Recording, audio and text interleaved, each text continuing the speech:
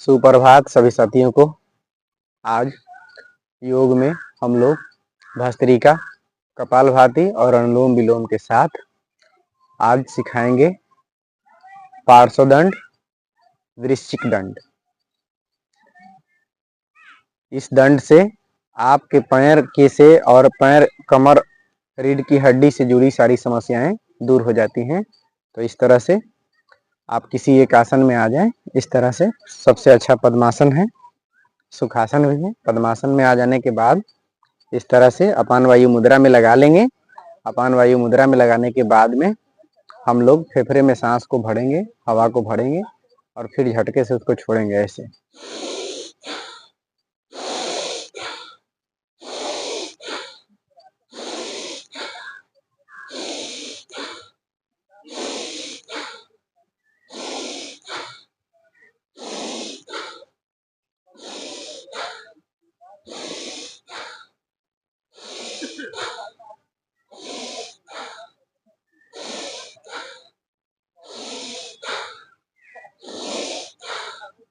इसे तेजी से भी किया जा सकता है इस तरह से।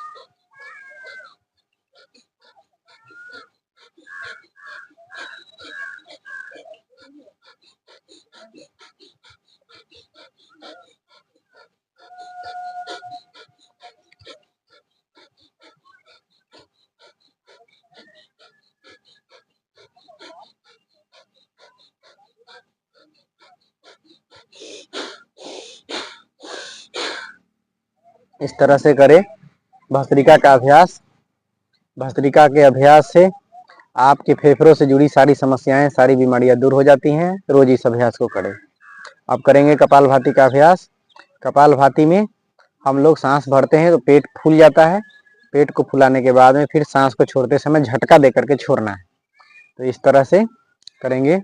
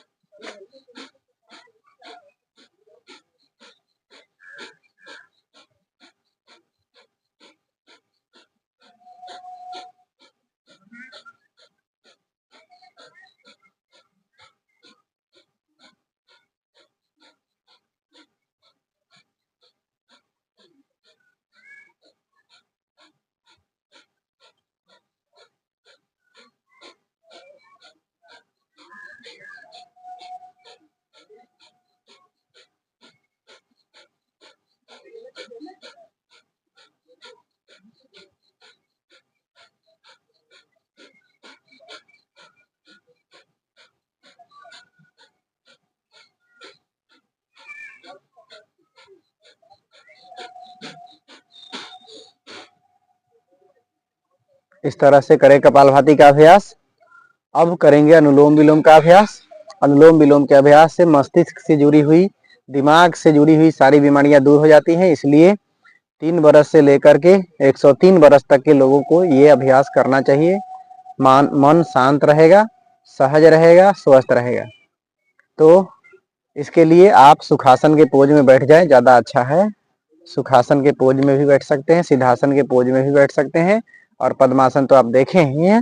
तो अब आपको ये ध्यान मुद्रा में अपने हाथों को लगा लेना है। ध्यान मुद्रा में लगाने से अनुलोम विलोम करने पर ज्यादा फायदा होता है, क्योंकि ये मस्तिष्क से जुड़ा हुआ दोनों ये पॉइंट भी है, और आप जो कर रहे हैं प्राणायाम वह मस्तिष्क से जुड़ी बीमारियों को दूर करने के लिए काफी है। तो इसको करें इस तरह से।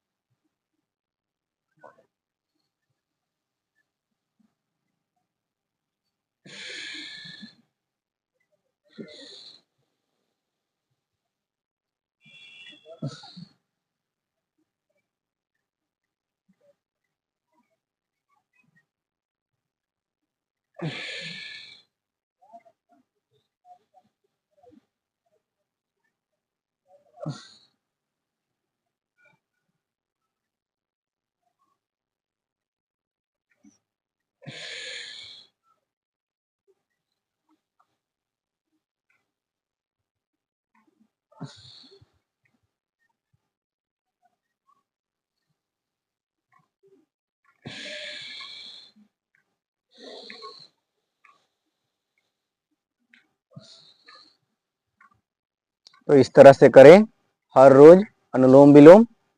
अब आपको बताएंगे वृश्चिक दंड, पार्श्व दंड। आज 2 दंड बताएंगे। इसे रोज करने से कमर और रीढ़ की हड्डियां और घुटने की दर्द, यानी अपने शरीर के यहाँ से नीचे की सारी दर्दों को दूर करने के लिए ये दंड काफी महत्वपूर्ण साबित होता है। इसे रोज करें। तो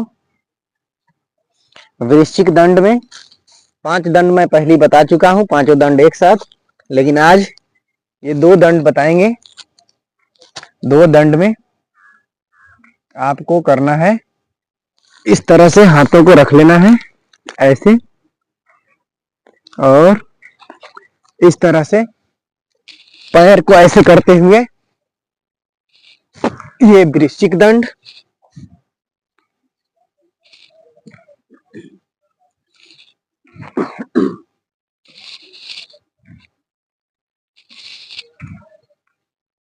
वृश्चिक दंड का दूसरा पोज में आने के लिए फिर इस तरह से तैयार हो जाए।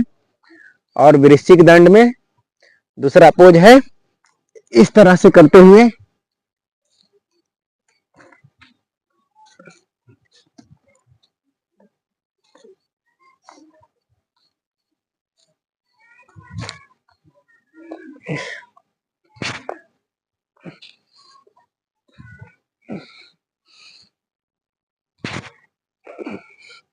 इस तरह से वृश्चिक दंड करते हैं। उसके बाद में फिर इस तरह से आके एक बार तैयार हो जाए इस तरह से, और इस तरह से उठते हुए ये पार्श्व दंड।